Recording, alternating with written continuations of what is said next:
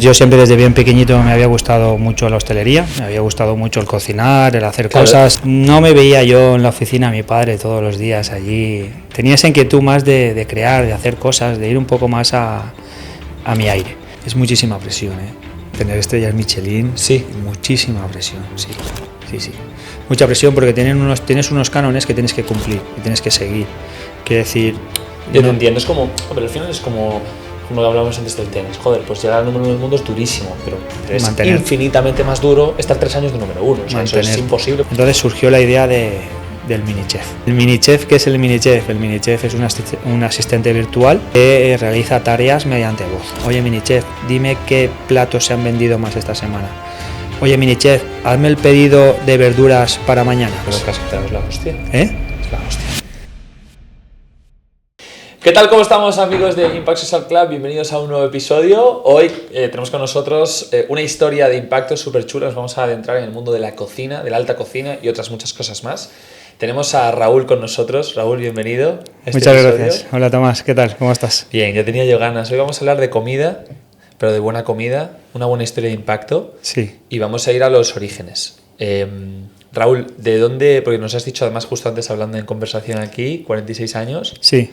Pero ¿de dónde vienes? Vamos a ir a la historia, al principio de todo. Vale, yo soy de Tabernes de la Valldigna, un pueblo de Valencia. Está situado entre dos pueblos muy conocidos como es Gandía y Cullera. Vale. Una zona turística 100%. Claro. ¿De acuerdo? Entonces, pues nada, soy un chico normal que empezó a estudiar, pues bachillerato, lo típico. Y me fui a la universidad a estudiar económicas. Mi padre tenía una empresa de transporte. ¿Vienes de familia de, Sí, empresario, sí. Mi padre ahora ya está jubilado, pero tuvo una gran empresa de transporte. Y claro, yo soy el mayor de 3 hermanos y pues lo tradicional, ¿no? Ponte a estudiar económicas para seguir con la empresa de tu padre. Ese era un poco el objetivo. Vamos a ir, yo voy adentrándome un poquito también en la infancia, es una etapa interesante para que os conozcan. Eras el mayor de 3 hermanos y tu padre, de alguna forma, tú sentiste la presión o la responsabilidad de esto tendrá que seguirlo alguien, pues tendrás que ser tú, Raúl, ¿no? Básicamente. Entonces, claro, yo empecé a estudiar económicas, lo que pasa es que en segundo dije, hasta aquí.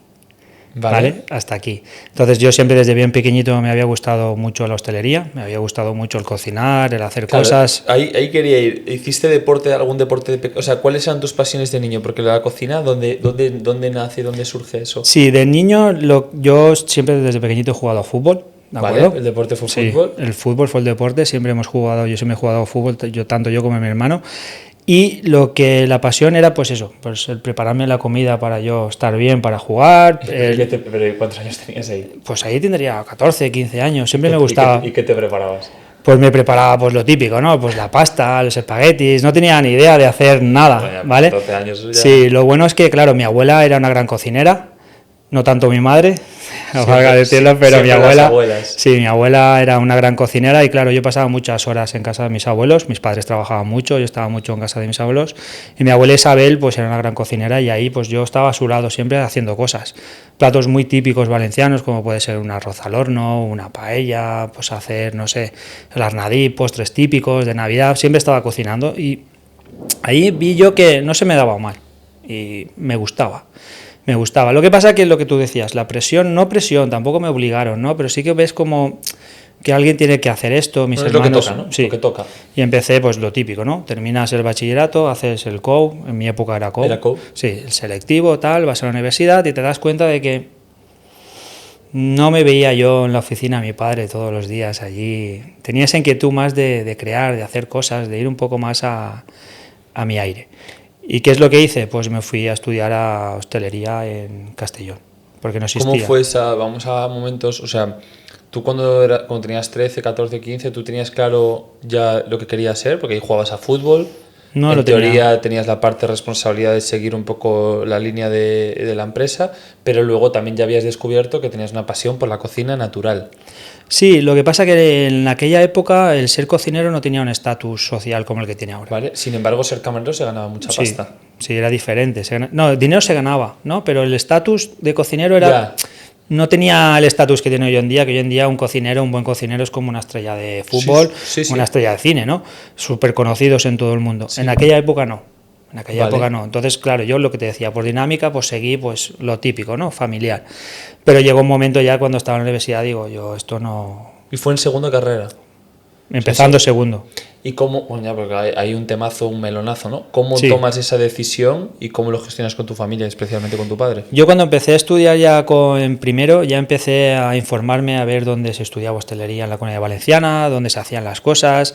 Ya me gustaba ir mucho, porque yo estudiaba económicas, estudié en Valencia capital, ya me gustaba mucho ir a restaurantes diferentes, a probar cosas, probar sabores, no sé, esa inquietud que... Joder, me parece increíble. Esa inquietud que dices, yo me apasiona esto, probar sabores nuevos, claro, y ahí ya empezó, y ya llegó la decisión en segundo, más que mi padre y mi madre. Mi madre es la que no lo cogió muy bien. ¿Y qué hiciste y cómo lo gestionaste? Bueno, un día comiendo en casa, un fin de semana, pues dije, me tengo que atrever. Sí, me tengo que atrever porque si no, al final esto se va alargando y yo no estaba a gusto, no era lo que yo quería para mi futuro.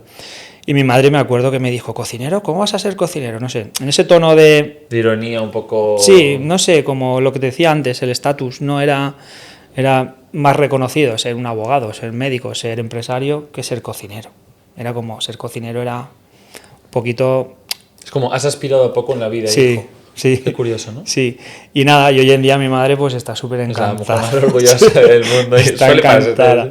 ¿Vale? Porque luego me fui a Castellón, empecé a estudiar, claro, como yo tenía unos estudios ya COU y todo eso, pues pero, claro... Pero, perdón, Raúl, en ese momento, tu madre haces lo expresas en la mesa y ¿qué pasa? ¿Qué pasa? Pues nada, mi madre pues me dijo que no. No la prueba, claro. Mi padre no dijo nada. Mi padre siempre ha sido una persona que cada uno hiciera lo que realmente, porque él había hecho lo que él quería, entonces tampoco quería obligar a nadie de sus hijos a hacer lo que no les gustara, ¿no? Pero mi madre es la que hasta pasados 2-3 años no lo veía con buenos ojos. Pero aún así tú fuiste firme y dijiste, mira, esto es lo que voy a hacer y como sea. Fui firme, me matriculé en la Escuela de Hostelería de Castellón, en la Costa de Azar, ¿de acuerdo? Que era la única que existía, como he dicho anteriormente, y la verdad es que súper bien. No sé, me dio un cambio porque lo que te comentaba antes ahí fuera. Claro, yo venía de la universidad y me fui a vivir, mi vida era como si fuera universitaria, pero claro, estaba estudiando una formación de lo que a mí me gustaba, de hostelería. Claro, yo me acuerdo el primer día que entré en clase y me acordaré toda la vida, que luego esa profesora ha sido compañera mía en el instituto, Carmen, estábamos en la clase de preelaboración. ¿De acuerdo? Una asignatura se llamaba preelaboración. ¿Vale? Y nos plantan allí pues un pollo. ¿Vale? Yo había visto los pollos, pero claro, vamos a ver las partes del pollo, vamos a limpiar el pollo y vamos a trocear el pollo. Claro, hoy en día los pollos prácticamente vienen totalmente limpios. Antiguamente, te estoy hablando, claro, hace 20 y pico de años, claro, por dentro estaban sucios, tenían cuello, tenían cabeza, tenían patas... ¿Sabes? Entonces, claro, tú imagínate el primer día que yo llego a clase, todo mono, yo vestido de cocinero, con blanco, con mi chaquetilla, los pantalones de cuadritos, claro, y empezar allí a meter la mano con el pollo, a cortarlo y todo.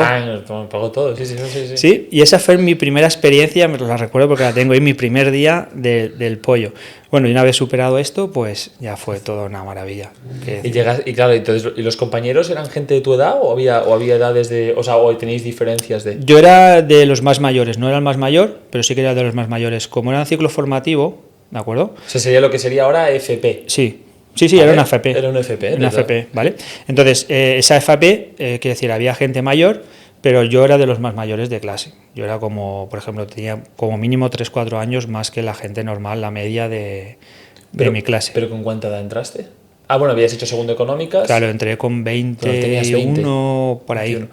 ¿Y ahí tú seguías teniendo relación con tu abuela? O sea, tu abuela te seguía y ahí ya conversabais de otra forma. ¿O ahí fue súper diferente. Una anécdota súper curiosa es que yo siempre decía, abuela, dime la receta de tal cosa. No tenía receta de nada.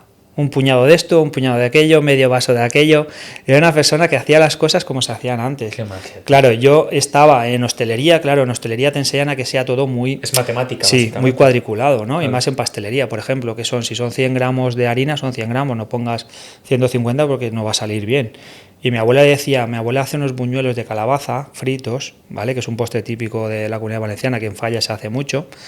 Claro, y le decía, dime la receta. Y me decía... un puñado, lo que admita, pero lo que admita de harina, pero ¿cuánta harina? Lo que admita, ¿vale? Y ahí yo me volvía loco porque no conseguía nunca tener esa receta. Es su receta. Es su receta, y es totalmente intuitiva y entonces es incopiable. ¿No? Incopiable. Y ella sabía, tocando la masa, cuando estaba bien de harina. Yo era imposible, claro, ella tenía ese tacto, tenía ese bagaje, tenía ese trabajo que yo no lo tenía. Y poco a poco fui acostumbrándome también a saber cuál era el tacto de esa masa para saber cuándo estaba óptima para poder hacer los buñuelos y freír. Y con mi abuela, yo me lo pasaba genial, porque cuando volvía los fines de semana me pasaba allí las mañanas cocinando con ella para mí, para mis primos y para todos. ¿Te dejaba meter mano en la cocina, pero seguía siendo ella la jefa? Claro. Sí, no, ahí mandaba ella, ahí nadie metía la mano sin su permiso. El único que cocinaba con ella era yo. Yo no cocinaba, yo le ayudaba. Era la que cocinaba en esa época. Era ella. Qué magia. Y entonces entras con 20 años y bueno, una experiencia entiendo que increíble, ¿no? Ahí sientes estoy en el lugar correcto haciendo lo que tengo que hacer, ¿no? Sí, porque realmente luego las notas fueron brutales, claro, fue es que es increíble. De los mejores de mi clase, que eso luego también me llevó a estar luego donde estuve, ¿de acuerdo? Porque esas notas, porque cuando yo terminé, fueron cocineros, grandes cocineros a las diferentes escuelas de hostelería, como si dijéramos, recopilando los mejores estudiantes para que trabajaran en sus restaurantes. Vale. Entonces ahí es donde viene cuando yo me marcho ya en quinto, con 24 años, me marcho a San Sebastián, un año, a la aventura. Vamos a entrar en esa aventura. Entonces vas para San Sebastián, bueno, vaya cambio, ¿no? Sí. Te vas al norte. Sí, pasé de estar en Castellón, estudiando como un estudiante normal, de lunes a viernes, los fines de semana en casa, a irme al norte. Y además en un restaurante que empezaba a despuntar. Hoy en día es la persona que más estrellas Michelin tiene de España, pero en aquel entonces solo tenía un restaurante y no tenía ni 3 estrellas Michelin, tenía 2. Tuve la gran suerte. Ya era la leche. Era la leche. Dos, o sea, tú ya ibas, joder, entiendo que ahí tus padres sí estaban orgullosos. Sí, claro. sí, ahí ya veían que realmente, más que nada también porque cómo me veían a mí. Estabas feliz, rebosante, claro. Sí, yo iba los fines de semana y me iba a trabajar a los restaurantes, a las pizzerías, me iba a trabajar. Igual que mis amigos iban de fiesta, yo me iba a trabajar. Tuve que dejar algo, ahí sí que tuve que hacer un sacrificio muy grande, que fue dejar de jugar a fútbol. Vale, ¿con cuántos años? Pues más o menos al segundo año de empezar a estudiar. Vi que no era compatible ni compaginable trabajar los fines de semana con estar fuera, no poder entrenar y todo eso. Porque estabas estudiando, o sea, mientras estuviste en FP, mientras estabas en el grado, estabas estudiando, pero tú los fines trabajabas para ganarte un dinero en los restaurantes. Sí. Pero ya, pero ya eran buenos algunos. Sí, trabajé en buenos restaurantes de la zona. Es cierto que trabajé por la zona de Gandía, de Cullera, con buenos restaurantes. ¿Y ahí dónde estabas, Raúl? O sea, tú ahí estabas en la cocina. Sí, en la cocina, haciendo arroces. Vale. Quería aprender a hacer buenos arroces, vale. Porque veía que era una de las salidas que yo tenía cuando terminaba de estudiar, más importante porque realmente la zona es la zona. La claro. zona es del arroz. Entonces, claro, yo quería aprender a hacer arroces. Entonces, terminas en quinto con unas notas espectaculares y el bagaje de haber trabajado en varios sitios y... ¿Quién te ficha para San Sebastián? O sea, ¿cómo dicen? ¿Eres tú o te queremos aquí? Sí, me acuerdo que vino el director del centro, me llamó a su despacho y llegué allí y nada, y me dijo, toma, tengo una carta para ti. Una carta. Antiguamente, claro, estamos hablando, no había tanto internet, ni videollamadas, ni nada, ¿no? Tengo una carta. Y me dijo que le había llamado Martín Berasategui, que quería proponer al instituto que al mejor estudiante de quinto que le propusieran si quería ir a trabajar a su restaurante. Para poner en contexto a la gente, Martín Berasategui, claro, entiendo que en aquella época era, pero claro, no es lo que... Claro, Claro, hace 20 años, Martín Berasategui en esa época era de los mejores cocineros de España y del mundo, sí. Pero en esa época solo tenía en su restaurante de las Artes, tenía 2 estrellas Michelin, no tenía 3, tenía 2. Hoy en día es el cocinero que más estrellas Michelin tiene de España, con sus diferentes restaurantes es el que más. Entonces, claro, hoy en día es una eminencia, en aquella época también. Entonces a mí me lo propuso el director. ¿Qué sentiste cuando... O sea, ¿cuál fue la emoción? No me lo creía, la verdad.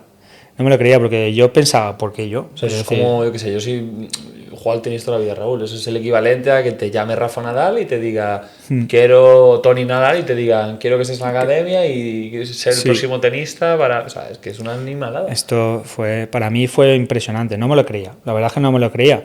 Pero al mismo tiempo no lo dudé, porque sí que me dijo el director, bueno, si tú no quieres aceptar esto, claro, pasamos al segundo. Sí, claro. Y yo dije, no va a haber segundo. No hay segundo. Sí, sí. No hay segundo. Dime cuándo me tengo que ir y dónde tengo que ir. Y vas para allá, vas a San Sebastián y tenías 24. Sí. Y llegas allí, claro, bueno, tienes que empezar a vivir allí, bueno, ¿cómo sí, es tu...? Lo bueno es que Martín nos proporcionaba alojamiento, ¿vale? Vivíamos allí, éramos como 30 estudiantes, trabajadores. Qué bueno, tío. ¿Vale? ¿De toda España? Sí, sí, y del extranjero también había muchos. Qué japoneses, argentinos. La verdad es que la experiencia fue brutal. Es una barbaridad. Fue brutal. Hacemos este parón simplemente para decirte que ya están a la venta las entradas de Madrid Arena, la Super Bowl del Impacto Positivo, pero es que además tenemos aquí una persona especial. Apu, ven. Hola, hola, muy buenas. Soy Apurva San Juan, soy la ganadora de la primera edición de la Impact Social Cup y si quieres vivir el mejor evento de emprendimiento de impacto positivo en España y probablemente en el mundo entero, tienes que venir el 16 de octubre a Madrid Arena para poder disfrutar no solo de música, conciertos en directo y una cantidad de gente increíble, sino para poder disfrutar de lo que está cambiando el mundo, que son los emprendedores de impacto. Yo en la vida he visto producto como he visto en Martín. Tener cosas en las manos que decir. Necesito que nos cuéntanos cosas, tío.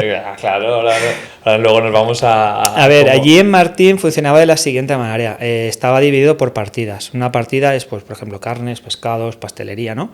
Y tú cuando llegabas allí, claro, nadie te conoce, solo te conoce por las referencias de tu instituto. Entonces ellos te colocan como en partidas.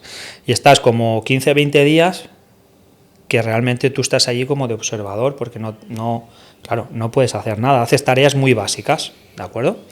Pero claro, una vez superado eso y ellos te van como evaluando y viendo tus destrezas, ya te van metiendo dentro de la partida a hacer más cosas.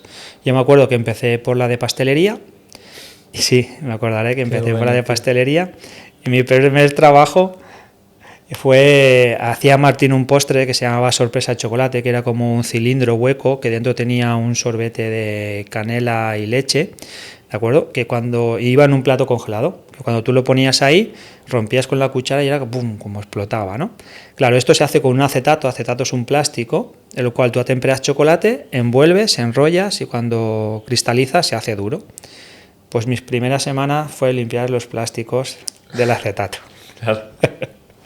Es así. Pero es mágico, porque estás desde lo más, ¿no? Pero yo estaba enamorado, porque tú estás allí limpiando los plásticos y estás viendo lubinas de 15 kilos, trufas blancas, estabas viendo cosas, mantequillas que traían a posta de Francia, en cubas de estas de mimbre, quesos, que dices, ¿de dónde venía el quesero? De allí a traer setas que yo nunca había visto, recién cultivadas, no sé, producto que yo no había visto nunca. Con 24 años. Claro. Y yo estaba en mi salsa, y eso es lo que yo quería para mí. Y poco a poco pues fue cogiendo destreza, me iban poniendo ya en las partidas, ya me dejaban emplatar, me dejaban cocinar, me dejaban todo. Sí, y así estuve un año, pasando por las diferentes partidas y aprendiendo un montón. A mí lo que más me impresionó fue tener una trufa blanca del Piamonte, ¿vale? Pero que era como, no me cabía en la mano. Por ejemplo, ¿qué puede valer eso? 8.000. 8.000 esa trufa blanca. 8.000 euros valdría esa trufa blanca. Sí. ¿Y por qué blanca? Porque las trufas son negras, en teoría. Normalmente las trufas son negras, pero esta es una trufa muy característica del Piamonte, que crece solo en la zona norte de Italia, ¿de acuerdo? Y en vez de coger la tonalidad negra, es una tonalidad más blanca. Tiene mucho más sabor, es más potente de aroma, entonces por eso es mucho más cara. Es más cara porque es más escasa y porque es mejor, bueno, sí, es mejor tiene producto, más calidad. Más calidad. Y entonces terminas ese año de experiencia vital que es totalmente única y de ahí, ¿cuál es Next Step? De ahí Martín me dice que me vaya a Arzac. Vale. ¿Qué es el ZAC? Arzac. Arzac es el primer cocinero de España, ¿vale? Con estrellas Michelin, ¿vale? Es como el maestro de los maestros, ¿vale? Y me manda a Arzac y estuve allí en Arzac 6 meses más. ¿Por qué me manda a Arzac? Porque, no sé, yo para Martín pues era su ojito derecho, ¿vale? Porque al final sí era su ojito derecho. Lo bueno que tuvimos en Martín es que él pasó, estando yo allí, de 2 a 3 estrellas Michelin. Claro, ese salto fue... Yo lo viví. Claro, porque... Sí, cuenta esa... O sea, yo claro, viví ese salto. Vale. Claro, yo viví el salto de ir a conferencias, hacer eventos, ir con Martín y 7 o 8 cocineros más de su equipo, hacer comidas para gente muy selecta. Claro, yo entraba dentro de ese grupo de 7 o 8 personas. Qué guay, tío. Claro, entonces al estar dentro de ese grupo de 7 o 8 personas, pues claro, conoces a gente, a muchísima gente, estás en sitios que nunca te esperarías estar, ves a gente... Así alguno que puedas decir y que también a ti te haya impresionado, decir, joder, qué momento ha acabado aquí. A los Reyes. A los Reyes, con los Reyes. Claro. Sí, a los Reyes, al Endacari, por ejemplo, a futbolistas de la Real Sociedad, a gente, a actores cuando iban a al esto de cine de la Concha de San Sebastián, ir a sitios muy exclusivos y ir a ver una mesa con actores de Hollywood. Claro, tú les veías. Claro, yo no interactuaba con ellos, pero los estabas cocinando para esa gente. Estás cocinando para esa gente, sí. Qué maravilla, va. Claro, es una pasada. Anécdotas. Y te estás 6 meses en Arzac. Y también, bueno, otra experiencia, entiendo que... Brutal, también súper bien. ¿Qué aprendiste de esa experiencia, de esos 6 meses allí? En Arzac lo que aprendí fueron técnicas clásicas bien ejecutadas, ¿vale? Martín, es que claro, hay que entender la cocina, claro, cada uno tiene su estilo, por aquel, ¿no? Por ejemplo, a ti que te gusta el tenis, no es el mismo estilo Rafa Nadal que Federer. Claro, son grandísimos tenistas. Pero son 2 estilos diferentes, totalmente. ¿De acuerdo? Entonces, Martín Berasategui, que por esa época arriesgaba un poquito más en sabores y en texturas, no era Ferran Adrià, que era el que más arriesgaba. En cambio, Arzac era la persona que cogía un producto y sus técnicas culinarias clásicas eran inmejorables. Se hacía una salsa española, ¿vale? O una velouté o un asado de pichón. Era el mejor asado de pichón, o la mejor velouté, o el mejor salsa española, porque lo hacía perfecto. Quiero decir, con sus tiempos, sus cocciones, era un perfeccionista de las técnicas culinarias. Y aprendí a eso, a refinar mucho y a estar muy pendiente de que no todo vale. Quiero decir, que si tiene que estar 3 horas, son 3 horas y dándole ese cariño y ese mimo a cada producto. Y era una pasada. Y después de ahí, esto no termina aquí. Es que me encanta el tema. Después de ahí me fui... No sé a quién le voy a poner este podcast, mi padre es un amante de la cocina. Sí, y ahí sí que duré muy poco, muy poco no, sino que estuve como 3 meses en Ferran. ¿Vale? Vale, estuve en Ferran. ¿Ferran es Ferran Adrià? Sí. Vale, que es durete. Han dicho, hay un podcast de él en Jordi Wild, pero sí. me encantó me fascinó la mente que tiene lo vi como súper estructurado y disciplinado, mucho. Pero a un nivel heavy. A ver, la cocina, ¿vale? Tanto con Martín, con Arzac como con Ferran, es muy duro. Es que decir, claro, se rige todo. Imagínate que para tener 3 estrellas Michelin no puedes fallar en nada. Claro, es que el error no existe. No existe. Y es una presión alta. Constante. Y tienes que valer. No todos los que entraron conmigo, con Martín, no todos terminaron, no todos siguieron. Tienes que soportar esa presión, tienes que soportar esa tensión y momentos duros, pero al final lo que me quedo es que yo aprendí un montón. Saber que lo que te están diciendo, a lo mejor a nivel de bronca, no es personal hacia ti, no. Sino que hay tanta responsabilidad detrás, tanto nivel de exigencia y te juegas tanto que nunca a lo mejor es al cocinero hablarle mal, sino que es que está en juego la reputación, el estatus, el honor. Sí. También. ¿Y sabes lo que pasa? Que, por ejemplo, cocinando, ellos lo que querían es que si tú vienes a comer hoy, si vienes dentro de 5 meses, el plato es el mismo, sabe igual, todo es igual. Si esto va aquí, no me lo pongas allí. Quiero decir, era todo muy estructurado, era muy jerárquico todo, pero muy estructurado. Claro, esa presión no la soportaban todos. Y sí que es cierto que Adrián, de los 3, a mí es el que más me costó. Es durete. Sí, el que más me costó fue Ferran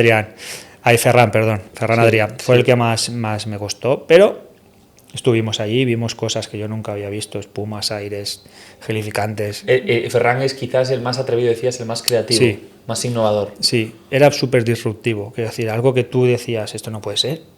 Igual como Arzac era previsible no. Yo en la escuela había estudiado esas técnicas, las técnicas de Ferran Adrià yo no sabía ninguna. Yo no sabía hacer, por ejemplo, con nitrógeno líquido nada. no sabía hacer, por ejemplo, con alginato nada, no sabía hacer esferificaciones porque los profesores que yo tuve en la escuela nadie me lo enseñó. Entonces pasé como de lo clásico de Arzac, un poco más innovador con Berasategui, allá lo máximo con Ferran. Y con Ferran muy bien, estuve ahí pues eso, un verano, y al final pues tenía que tomar una decisión porque aprendí mucho, pero claro, al final llega un momento que necesitaba trabajar para ganar dinero. Claro, yo me había pasado casi 2 años formándome más de lo que me había formado. Claro, entonces llegó un punto en mi vida que dije, es el momento de... Raúl, ya has hecho tu camino, ahora vamos a seguir otro camino, pero ya trabajando, ya teniendo una remuneración económica, porque claro, al final no puedes soportarlo todo y no va a cargárselo siempre tus padres. Y al final dije, hasta ahí, y ahí tendría pues como unos 26 bueno, o por ahí. Eras joven también. Sí. Y entonces, claro, con toda esa formación, con los más grandes, y la experiencia ya tenías previa, más tu talento, ¿qué pasa luego? Pues empiezo a trabajar en diferentes restaurantes de Valencia, restaurantes muy buenos. ¿Vuelves a casa? Sí, vuelvo a casa. A tu zona, ¿no? Sí, a tu región. Sí, vuelvo a Valencia. ¿Tenías claro que querías volver ahí? ¿O incluso se te pasó por la cabeza incluso irte fuera de España a otros lugares? No, quería volver a casa por el motivo de que estuve 2 años fuera, y eso que dices, vuelvo y no sé qué va a pasar. Quiero decir, en el sentido de que no tenía ninguna perspectiva de decir me quedo aquí ya para siempre, sino vale. Vuelvo, ya busqué los mejores restaurantes, me seleccionaron uno muy bueno en Valencia y estuve trabajando allí. En las circunstancias de que en ese momento mi novia, en este caso mi mujer ahora, ¿de acuerdo? Ya estaba estudiando para psicopedagoga, ¿vale? Estaba estudiando ya oposiciones dentro del mundo de la enseñanza. Y un día, estando trabajando, me dice, Raúl, se ha abierto la bolsa de profesor de cocina y te voy a apuntar. Yo le dije, no me apuntes porque a mí yo quiero ser profesor, yo quiero ser cocinero. Pues mira, yo te apunto y si te llaman, luego tú ya decides lo que quieres hacer. Y en unas navidades me llamaron para hacer una sustitución en Santa Pola, en un instituto de Santa Pola, y dije, ¿qué hago? ¿Me dejo el ser cocinero? Estaba de jefe de partida en un restaurante muy bueno, ganando dinero, muy bien, súper bien, buena vida. ¿Me arriesgo, me voy de profesor? ¿Qué hacemos? Y al final tomé la decisión y me fui probé, ¿vale? Hablé con el dueño del restaurante, Raúl, no te vayas, que estás muy bien aquí, te necesitamos, bueno, lo típico, ¿no? Y al final pues tomé la decisión de irme. ¿Qué fue lo que te motivó? Me motivó explorar otros, todo lo que había aprendido, el poder compartirlo. Sí, el poder transmitirlo, el poder transmitir a otra gente todo lo que yo había vivido y había aprendido. Tenía 2 opciones, o seguir mi trayectoria como profesional de la cocina, estando en restaurantes y tal, o irme al mundo de la educación. Al final probé en el mundo de la educación, hice esa primera sustitución, estuve 3 meses y ya no me llamaron hasta el año siguiente. Claro, yo súper cabreado. He dejado esto, ahora me he quedado sin nada, ahora vuelve a empezar a buscar. Y busqué otra vez en verano y en septiembre me llamaron hasta el día de hoy. Al cabo de 2 años, con 29 años, aprobé las oposiciones de profesor de hostelería y hasta el día de hoy soy profe de hostelería en el Instituto Llopis Marí de Cullera. O sea, en casa realmente. En casa, al lado. ¿Y qué te ha aportado en todo eso? Porque realmente, obviamente, sigues cocinando, pero ahora ya para tu familia, ¿no? Si digamos cocinando porque cosas. Sí, porque dentro del mundo de la enseñanza, nosotros allí en el ciclo formativo, claro, yo, por ejemplo, de mis 25 horas, de las horas que estoy allí, 20 son prácticas. Es decir, yo continúo en lo que es formándome, continúo haciendo cosas. En estos momentos llevo 4 años en la área de pastelería, y yo sigo haciendo cursos de lo ¿Es la que más te gusta, pastelería? No, pero por circunstancias me tuve que derivar a pastelería porque no había gente definitiva en ese momento y me dijeron, Raúl, tienes que coger sí o sí el ciclo superior de pastelería. Pues como a mí los retos no me frenan, pues a pastelería. ¿Qué es lo que hice? Claro, yo desde que dejé de estudiar pastelería había hecho muy poco, por lo mismo. Pues me fui a las mejores pastelerías de la zona de Valencia y pues los fines de semana aprender. Aprender a hacer un buen croissant, aprender a hacer una buena lemon pie, aprender a hacer un buen bizcocho, pues todo eso. Y claro, ¿sabes lo que pasa? Que en el mundo de la hostelería nunca dejas de aprender. Buah, Entonces, es súper súper apasionante. Entonces, eso es lo que me motivaba, a diferencia de económicas. Que la cocina, de lo que sé desde que empecé hasta ahora, es infinito, más. Sí, Pero sí. es que de hoy a lo que podré aprender hasta que me jubile será mucho más. Que decir, no voy a dejar nunca de aprender. Y más si tienes esa inquietud de buscar a gente, que tienes esa inquietud de aprender, que buscas a gente que te enseñe, a gente que pueda aportarte algo más, nunca dejas de aprender, nunca. Me encanta. Y luego, y ahora has emprendido también, estás con un proyecto. Ahora, ¿eso cómo surgió? Porque ahora vamos a meternos en el proyecto que has creado, pero vamos a cómo surge, porque tú entiendo que estás dando clase, estás súper feliz, contento, súper realizado con los alumnos, viendo cómo pasan generaciones y vas de alguna forma, pues sí, sembrando y plantando la semilla en todos ellos para que sean buenos cocineros, buenas cocineras. Sí, alumnos con estrella Michelin ya, ¿eh? Vale, qué grande es. Eso satisfacción brutal. Eso es lo máximo. Es increíble. Y luego viene a junto tuya y dice, guau, tal. ¿Cómo funciona el proceso de las estrellas Michelin? Que, por ejemplo, seguro que hay gente y yo entre ellos, que no sabemos. O sea, ¿por qué te dan una estrella Michelin? El proceso de la estrella Michelin es un poco en secreto. La estrella Michelin nació de las ruedas Michelin. ¿De acuerdo? Que hacían una guía para comer a la gente donde cambiaban ruedas para comer, ¿no? Y a partir de ahí pues ponían por lo de las estrellas y todo eso. Lo que pasa es que es un proceso, nadie sabe cómo funciona, sino simplemente hay como unos evaluadores que van a los restaurantes y evalúan y puntúan. ¿Qué características tiene que tener un restaurante para que tenga estrella Michelin? Varía mucho de países. Yo por suerte he viajado a muchos países, he ido a muchos restaurantes de estrella Michelin. No tiene nada que ver un restaurante francés con un español, que con un italiano, que con un americano. Sinceramente. Los mejores. Eso te iba a preguntar. Los mejores están aquí. Están aquí. Eso te iba a preguntar, que y algunos de Francia. La española era la mejor del mundo. Para mí sí. Y algunos de Francia. Pero algunos de Francia están al mismo nivel, nunca superior al de España. Porque ellos presumen los franceses suelen presumir de que... A ver, realmente la cocina española, cuando se empezó a refinar, viene de la cocina francesa, que es lo que hizo Arzac. Arzac estudió en París, estudió en Francia, entonces trajo todo lo que aprendió aquí y empezó a hacer su cocina. Lo que te decía, mucho más refinada, mucho más elaborada. Elaborada en el sentido de que técnicas de cocción muy perfectas. Entonces eso es la cocina francesa. Vale, o sea, ellos son como pioneros. Sí, pero España adaptó eso y le dio un giro. Lo innovó mucho más. Entonces, claro, para mí, un restaurante con estrella Michelin en España es muy superior a cualquier otro país. Entre Europa, muy superior. Ya cuando sales de Europa, muy superior. Vale, no tiene claro, nada que ver. Pues te iba a decir, Europa yo creo que en ese aspecto sigue manteniendo quizás eso.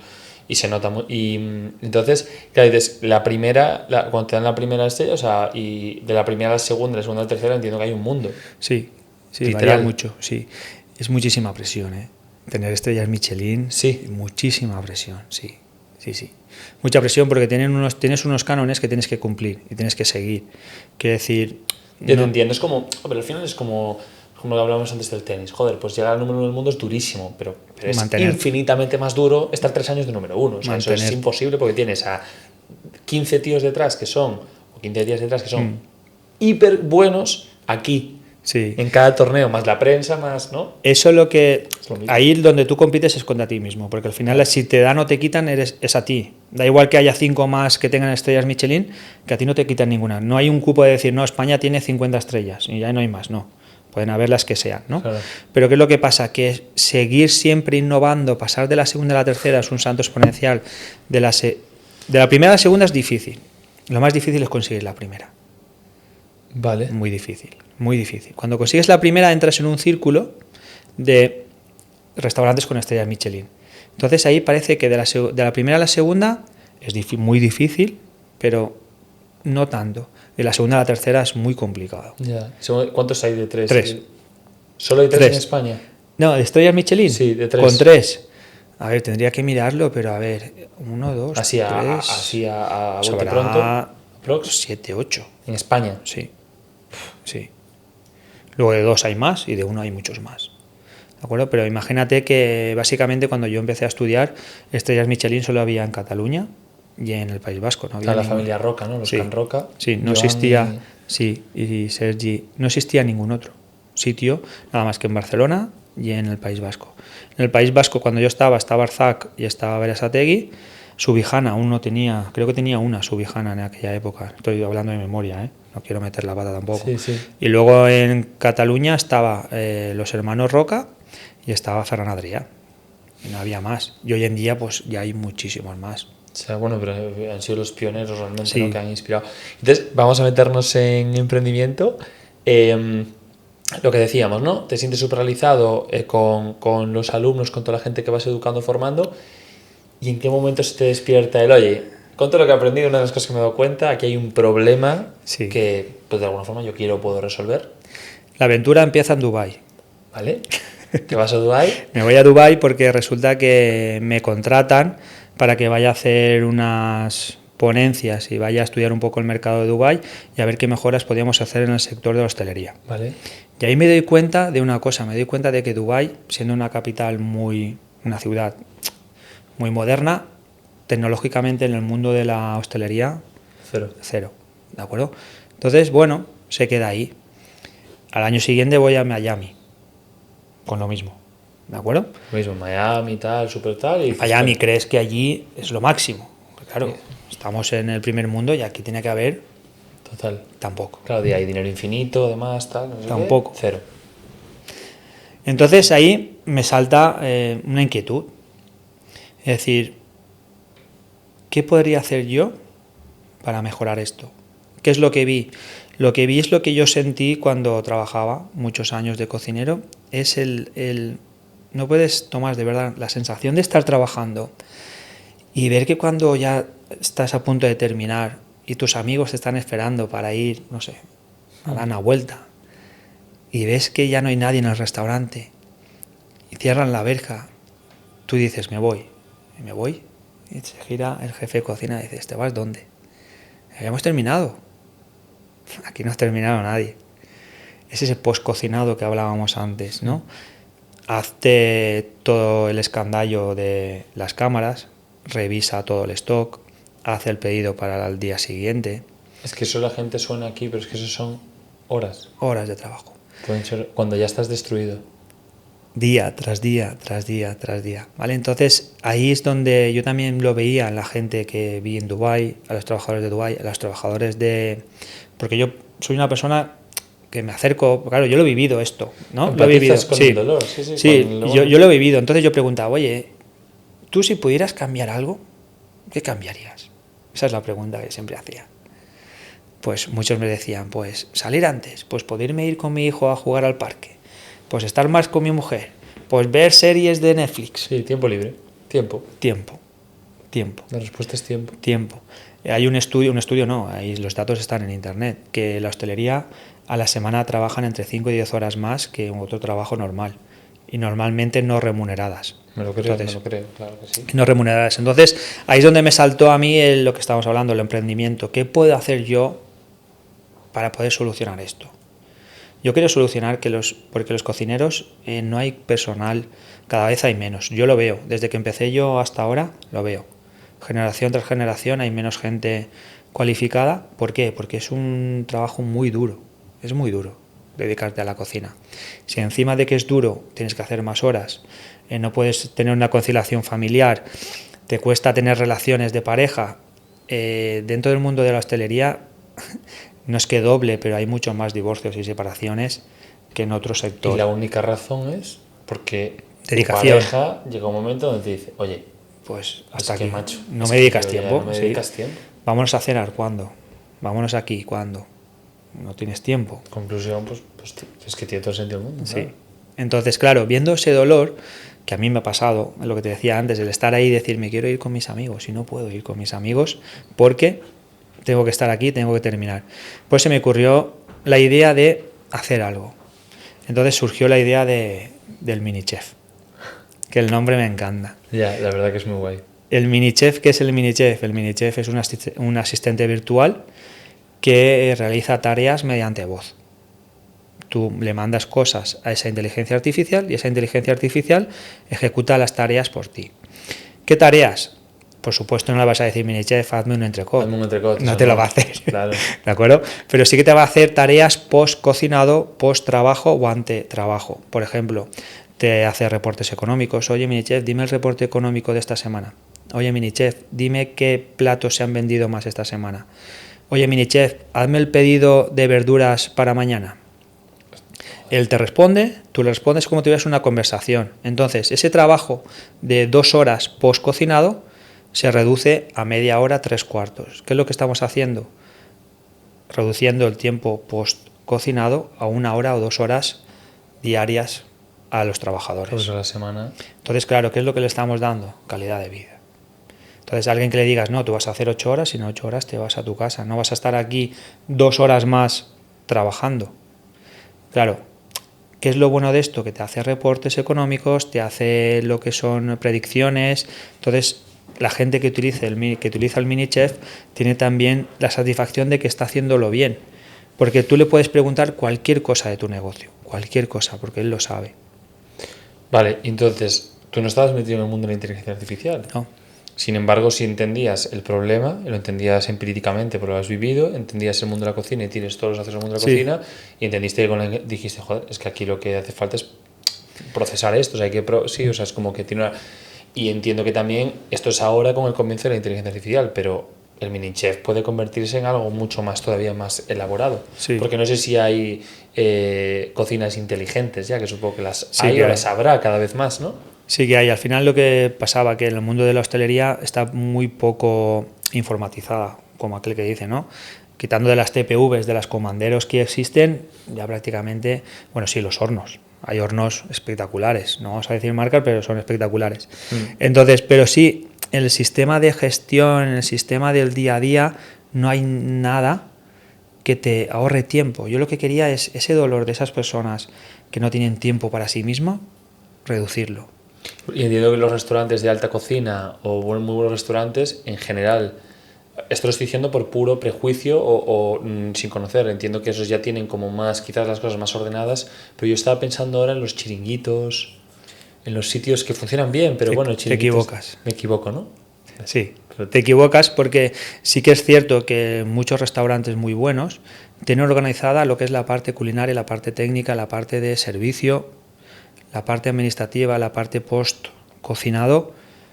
Es lo que te comentaba anteriormente, los cocineros nos gusta cocinar, nos gusta la parte post creativa, de hacer, de probar, de servir, de probar cosas nuevas, eso sí que nos gusta, pero la parte de luego ves a revisar cámaras, ves a hacer pedidos, ves a ver qué plato se ha vendido más, qué plato interesa, qué no, a ver cuáles son los números de hoy de lo que has vendido, esa parte se nos hace mucho más. ¿Y mini chef tú lo haces en un segundo?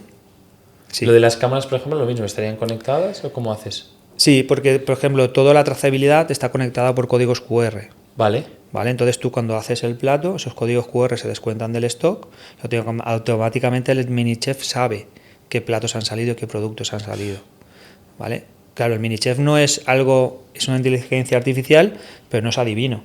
Claro, el mini chef va como adherido a lo que es un software de gestión, cada empresa o cada restaurante utiliza el suyo y de ahí absorbe los datos. De ahí y de lo que es la internet, todos los datos. Tú al mini chef le puedes decir, hazme 5 propuestas de lasañas diferentes y te las hace. Lo bueno también es que como cada vez hay menos gente cualificada dentro del mundo de la hostelería, ¿de acuerdo? Hay trabajadores que no están cualificados, pero el mini chef te puede ir guiando. Joder. La receta, por ejemplo, vamos a una fácil, lasaña. Sí. El mini chef te puede decir, pues por ejemplo, pues pon en la placa, primero las placas de pasta. Y te lo dice por voz. Todo por voz, todo por voz. No interactúas, no hay botones. Mini chef, y ahí arranca. Luego, si quieres, te enseño que tenemos... Pero lo que has creado es la hostia. ¿Eh? Es la hostia. Sí, es la hostia. Lo que pasa que... A ver, esto... ¿En qué fase estáis? Estamos en fase de validación.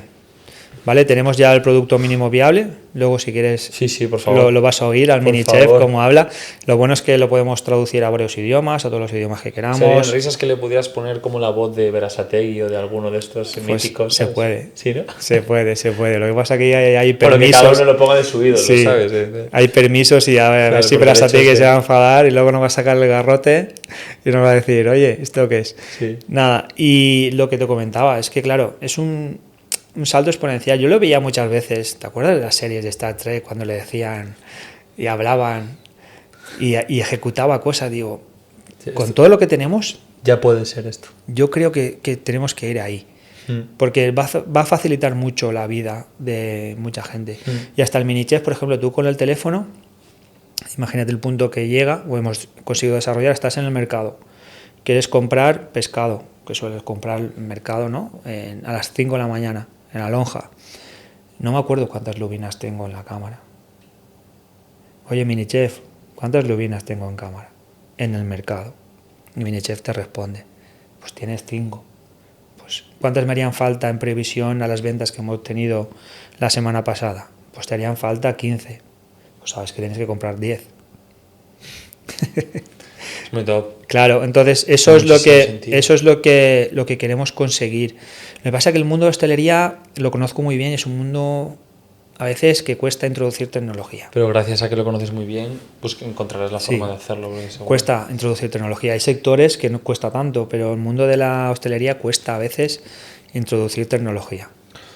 Pero una vez que, o sea, en realidad yo creo que es una oportunidad para vosotros. Sí. Más con todo tu bagaje y experiencia. Sí, estamos trabajando en ello. Nosotros, nuestra empresa está ubicada en el País Vasco. ¿Por qué en el País Vasco? ¿Por qué? No, nada, porque en el País Vasco está apostando por empresas tecnológicas innovadoras.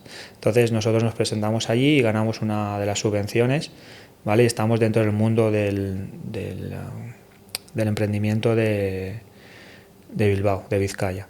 Entonces estamos allí en Esprit y estamos como empresa innovadora y nos están ayudando un montón a desarrollarlo todo y a hacer cosas. Y qué mejor marco que el País Vasco como gastronómico para poder... Eso te iba a decir, ahora entrando un poquito ¿cuál dirías, bueno, si quieres posicionarte, que la comunidad con mejor gastronomía? Bueno, es muy delicado porque obviamente pues incluso cada comunidad, porque España entiendo que es muy rico en diversidad, ¿no? Eso es como una gran... Voy a cambiar la pregunta. Venga. ¿Vale? No qué región es más rica gastronómicamente, porque son todas. Sí qué región aprecia más la gastronomía, no como que aprecie más. La valore, ¿no? Sí, valore, como que desde pequeñitos se le ha dado mucha más importancia. Por ejemplo, en la Comunidad Valenciana es muy rica gastronómicamente, pero en casa la cocina familiar es más típica. En San Sebastián la gente cuando sale a comer. Y desde pequeñitos tienen muy inculcado qué es lo bueno y qué es lo que se come y qué no, y que lo tienen muy, muy arraigado. Entonces, para mí la parte del norte, es que en España se come en todos los sitios bien, en todos. ¿En cuál no? En todos. Cada zona tiene lo suyo. La Comunidad Valenciana, pues los arroces son brutales, pescados también. En la zona centro de Madrid, aquí también hay muy buenos pescados, aunque la gente no lo crea. Quiero decir, en cualquier zona, en el norte se come espectacular, en Galicia, ni te digo, en el sur también, quiero decir, no hay ninguna zona de España que se coma más.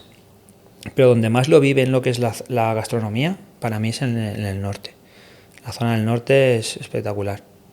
¿Un buen cachopo asturiano? Un cachopo, pues es que podríamos hablar de 1000 platos. A mí me sorprendió mucho, porque lo que te comentaba, he viajado mucho. Fuimos un viaje a Bulgaria, ¿vale? De Erasmus, con un proyecto que teníamos en el instituto. Y en Bulgaria, pues lo típico, te sientas en el restaurante, vas con los profesores de allí y dices, no sé, aconséjame un plato típico búlgaro. Había 2. Claro, una vez los pruebas, dices, algo diferente, esto ya lo he probado. ¿No hay más? No hay más. O sea, te das cuenta que tienen una pobreza en ese sentido gastronómica de otro nivel. De otro nivel, sí. Pero que tú vienes aquí y dices, dime 2 platos típicos. 2, te digo 50. Claro. Pero 50, mira, elige. Claro, allí no había. Entonces, claro, eso es muy, muy de valorar. Y lo que estábamos hablando antes, España es el segundo país con más turismo del mundo. ¿Cuál es el primero? Francia. ¿Francia? Más que Estados Unidos. Joder. Está Francia, España.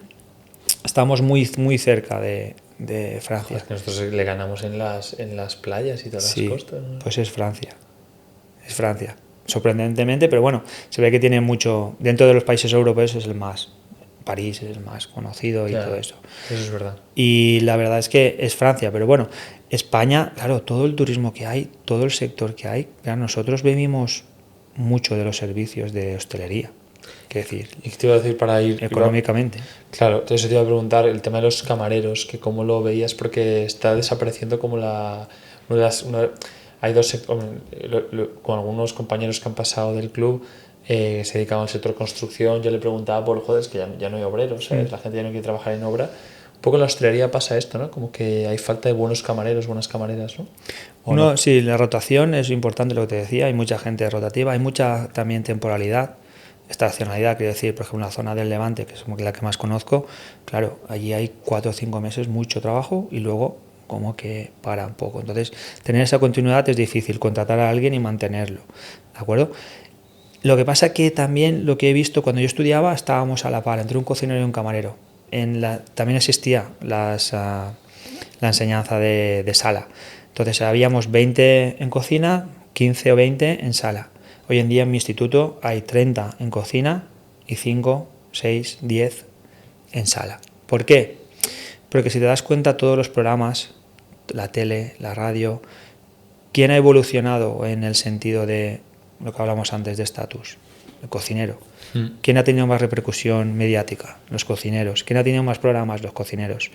No hay ningún programa de servicios, ni ningún programa de... Y en cambio, el camarero es el que hace ganar dinero a un restaurante. Pues que es el que vende. Es tu comercial, ¿de acuerdo? Y es el más importante. En cambio, normalmente suele ser cualquiera sirve para camarero, y no es cierto. Lo que hablamos antes, una persona solo te puede incrementar la facturación de tu local una barbaridad. Pero increíble. Sí, pues se gana la gente, sí. Y ya ganarte a la gente es algo muy importante. Sabes qué recomendar, sabes qué, claro. Sabes qué vender, cómo venderlo, cómo tratar a la gente. Si alguien viene 2 veces, te saluda ya por tu nombre. Eso te da, dices... O, por ejemplo, si vas siempre y pides un café, la tercera vez que vayas, ya no ni pides, te saca el café y dices... Sí, me acuerdo de que el ejemplo que te de Poli es que era increíble, porque es que te obligaba de manera ultra persuasiva y agradable a consumir. Sí, sin darte cuenta. Raúl, es que te voy a poner un postre tal que nuevo que hemos sacado, que es un espectáculo, tal. Luego te trae y te invita, el chupito te invita, estás invitado, pero te mete la copa y dices, hostia, pues que me ha endiñado. Estoy metiendo 30 pavos más aquí porque lo multiplicas por los comensales, pero así por la face. Sí. Y feliz. Y luego le das las gracias. Sí, todo súper bien. Y luego te vende lo que él quiere, no lo que tú quieres. Sí, tiene esa habilidad, pero que queda, que en ningún momento, me acuerdo, yo siempre recuerdo a Poli, en ningún momento, porque hay una cosa que hace él, que es verdad que te lo está vendiendo, pero hay una parte que te lo está vendiendo de corazón. Porque sabe que el producto es bueno y sabe lo que tú quieres, lo que te gusta y te lo mete de corazón. Y verdad, pero es increíble. Pues están muy, muy, muy valorados, ¿eh? Cada vez quedan menos. Pero la gente que se dedica a lo que es a sala, como tengas un poquito de gusto y te guste lo que estás haciendo, trabajo tienen. No te puedes imaginar las llamadas telefónicas que tengo yo diarias preguntándome por gente para trabajar de sala, ¿eh? ¿Y no has pensado todos los días? ¿No has pensado en montar algo para formación para la gente? ¿Sabes? Sería un buen... Tenemos en el instituto tenemos una bolsa interna propia, que cuando nos lanzan una oferta nosotros se la pasamos a los chavales. Nuestros chavales, el 100% están trabajando todos. Todos. Porque la hostelería, gracias a Dios, en esa zona hay un montón. Zona mágica, total. Y ya para ir terminando, para ti, ¿qué tiene que tener cuáles son como las cualidades de un buen camarero, de un buen cocinero? A ver, las cualidades de un buen cocinero, primero es gusto en hacer las cosas. No gusto en paladar, sino gusto en hacer las cosas. Muchas veces las cosas se pueden hacer o mal o bien. ¿Qué es lo que pasa en la cocina? Nadie te ve, pero da igual. Cuando tú cojas un producto, cuando cojas un pescado, lo tienes que tratar como si fuera lo más delicado del mundo. Tienes que tratarlo con delicadeza, tienes que darle ese punto de cocción exacto, no dejar las cosas... No sé, el tener esa delicadeza es un punto muy importante. Y luego hacer lo que te gusta. hacer lo que te gusta, porque si no te gusta cocinar, no cocines, porque al final no va a salir nunca. Claro. Eso que se dice cocinar con amor, no es con amor, sino pero hacer lo que realmente te gusta, porque cuando lo haces cuando te gusta, pues es que se nota un montón. Bueno, siempre la famosa tortilla de patatas Sí. de la madre, ¿no? Los filetes empanados, lo que sea, que no saben igual, ¿no? No saben, no, pero porque eso, porque tiene ese tiempo, ese gusto, ese cariño, porque yo me lo noto, yo cuando estoy enfadado no cocino igual. Tú cuando estás enfadado no juegas igual a tenis. Ya, no, 100%. Es lo mismo. Sí, sí. Esas emociones, sí, dices, de no se alguna nota. forma están ahí. Sí, se nota. Sí se nota. No es lo mismo que yo coja el pescado, le pase el cuchillo, pim pam fuera, que le dedique ese tiempo a cortarlo, a que esté bien hecho, a que... Sí, como que lo impregnas de alguna forma de esa energía. Sí, se nota un montón. En los camareros son lo mismo. Tú, el buen camarero es aquel que te hace sentir especial al cliente. Eso es un buen camarero. Algún camarero que te haga sentir especial lo tiene todo ganado, porque te va a vender la luna, si quieres. Sí. Porque tú te sientes como especial, te sientes como... Sí. Es una persona. Y es lo que normalmente en la hostelería los que triunfan son los que hacen sentir a sus clientes como especiales. Y cuesta muy poco, ¿eh? Cuesta muy poco hacerlo y yo creo que ese es el camino que tenían que hacer muchos de los camareros. Lo que pasa que es eso, hay tal demanda o tal oferta de camareros que no hay tantos para poder ubicarlos en todos los sitios. Por eso un buen camarero, pues lo que quiera, puede pedir lo que quiera. Total. Puede ganar más que un arquitecto, ¿eh? Sí, estoy de acuerdo, 100%. Sí, no te lo digo yo. Bueno, tú lo vas a decir, pero vamos, te lo digo yo. Sí, porque joder, es que tiene que ser muy cotizado porque es que realmente tienen el poder de incrementar muchísimo. Sí. Una empresa que quiera vender mucho, ¿qué va a hacer? A contratar al mejor comercial para poder vender su producto. Sí, y lo que has dicho, son sus comerciales. Un restaurante tiene que convencer o fichar al mejor camarero posible para, pues eso, porque las ventas se notan un montón. Y ya lo último, una frase un comentario, una reflexión final, si tuvieras el micrófono y alguien te estuviera escuchando, bueno, además tenemos por aquí a tu hija, o sea, para gente joven, ¿qué les dirías?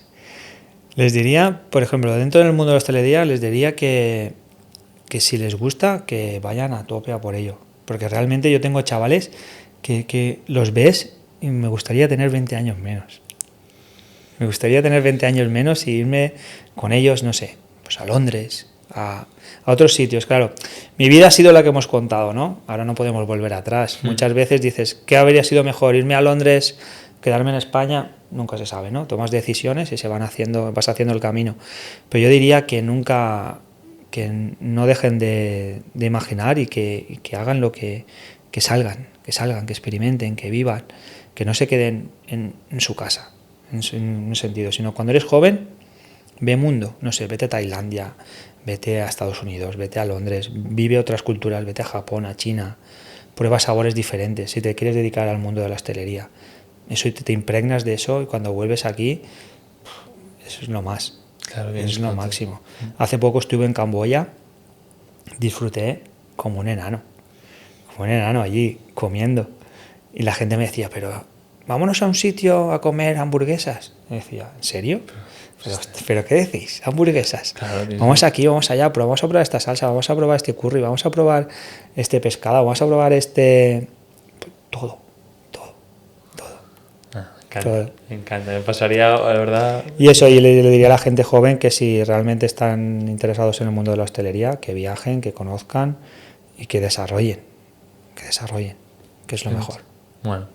Nada, hasta aquí amigos, espero que lo hayáis disfrutado mucho y bueno, espero que pronto en los restaurantes de España y de otras partes del mundo escuchemos a los cocineros y a la gente decir mini chef, hazme esto. Ojalá, espero que sí. O sea que para eso estamos trabajando, para que 100%. salga. Bueno, y tiene pinta de que estáis en el...